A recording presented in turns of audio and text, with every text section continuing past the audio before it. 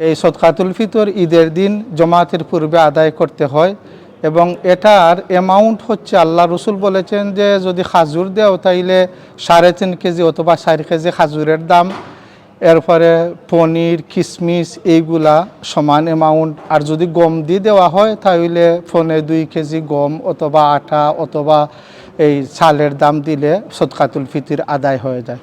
তো এদেশে আমরা মোটামুটি 7 পাউন্ড করে আদায় করলে আদায় হয়ে যায়। তবে আমি মনে করি যে যেহেতু আমরা বড় অঙ্কের বেতনে কাজ করেন, যারা 4 কেজি খেজুর দেন অথবা কিশমিশের দাম দেন, এটা গরিবের জন্য উপকারী হয়। সদকাতুল ফিতরটা যেহেতু আমরা এদেশে গরিব আত্মীয় স্বজন বা আমরা ঈদের জমাতে গরিব পাই না, আপনি যদি আগেই দেশে পাঠিয়ে দেন তাহলে আপনার আদায় হয়ে যাবে এবং এটা ভালো, আপনার এলাকার গরিবেরা পাইল। সদকাতুল ফিতর গুরুত্বপূর্ণ একটি বিষয় এই মুসলিম উম্মার জন্য।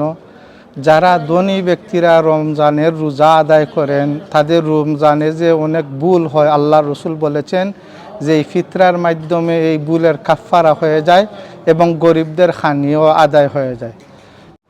যারা পরিবারের কর্তা ব্যক্তি, তারা নিজের পক্ষ থেকে এবং তার পুষ্য যত মানুষ যেমন চিলড্রেন যারা আছেন সবার পক্ষ থেকে তিনি ফিতরা আদায় করবেন। ঈদের দিন বা জমাতের আগে এগুলো আদায় করে দেওয়া সুন্নত। আল্লাহ আমাদেরকে তৌফিক দান করুন।